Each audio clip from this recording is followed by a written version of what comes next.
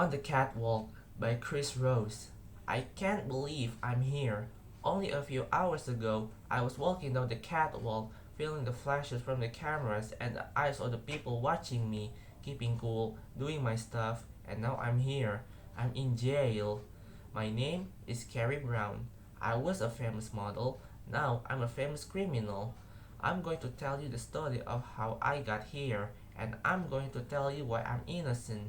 But please, give me a bit of time. Right now, I'm scared and cold. This all seems like a terrible nightmare. I'm sure that I'm going to wake up in a minute and find myself at home in my nice white bed. I've waited a long time now though, and I still haven't woken up.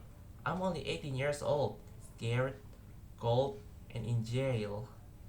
It's a long story, so maybe it's best if I start from the beginning. I was never very good at school. I wasn't stupid. I just wasn't interested in any of the subjects, and I didn't like the teachers. I didn't have many friends. I think the others were jealous of me because I was always taller and more beautiful. My best friend then was my mom, and she still is. She was always close to me, and she always helped me. The only other person who really helped me was Helga Olin, and now Helga's dead. When I was 16, I went on holiday to France with my mom. She had lots of friends there, and we went early every summer. I used to lie on the beach all day in Cannes or Nice, watching all the rich and beautiful people. In the evenings, we went to elegant parties in the big houses on the Riviera, or sometimes on board yachts. It was at one of these parties that I met Max for the first time. At that time, Max was only a photographer. He took fashion photographs for lots of European magazines. I saw him talking to Mom. He was tall and elegant, but had a relaxed look.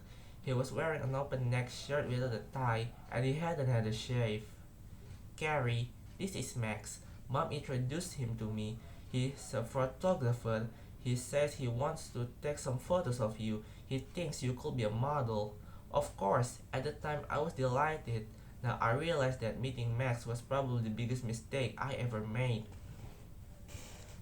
Max took some pictures of me wearing casual clothes on the beach at St. Jean Le Pons and sold them to a French fashion magazine. A few days later, a chain of Italian shops asked me to do a shoot for them. I remember at the time I didn't even know what a shoot was. It's just the word they use to mean a collection of photos, explained Max. Don't worry, I'm not going to shoot you. It all happened so quickly. It was only 2 years ago, but it seems like a lifetime. When I think of all the things that have happened in the last 2 years, I remember doing the shoot for the Italians as if it was yesterday. We went to Rome and we took pictures around the Trevi Fountain and in Piazza di Spagna. It was so romantic. That evening, we went to eat in a restaurant and Max offered to be my manager. A manager, I said. I don't need a manager. I'm a person, not a business.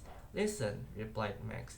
You are going to be very famous and you need somebody to take care of your money for you. You shouldn't worry about money when you're still so young. You should just have a good time. Enjoy yourself while you can.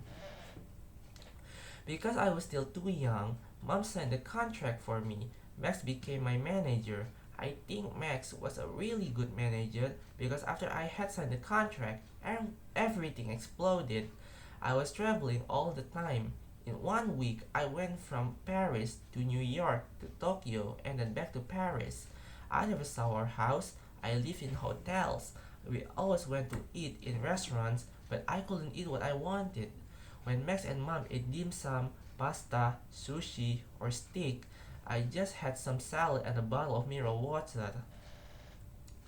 I was photographed all the time. At the beginning, I did pictures for magazines, all type of clothes, from swimming costume to expensive silks, evening gowns to jeans. I think the high point was when I was on the cover of Vogue. They took a picture of me wearing a great big diamond necklace and earrings and holding a beautiful gray cat. It was a fantastic photo. Mom put the cover of the magazine in the frame and put it on the wall at home. I don't know now if I'll ever see it again.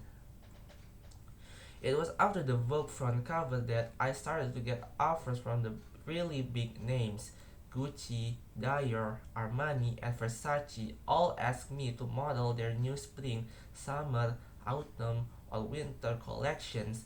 The shows were frightening at the beginning. Then I met Helga. Max introduced me to her. She was already a famous model and a good friend of Max.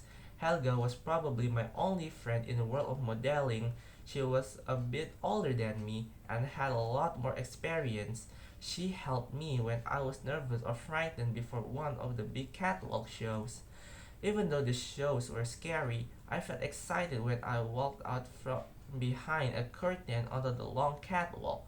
I walked along the catwalk and felt everybody's eyes looking at me. I heard their voices talking about me as I turned around and walked back up the catwalk. I felt the flashing lights of their cameras all around me.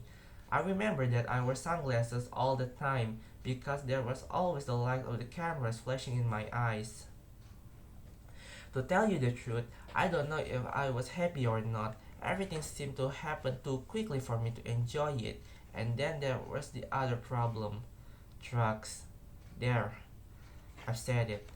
A lot of people say there are no drugs in the world of modeling, but I told you I was going to tell the truth, and that's the truth.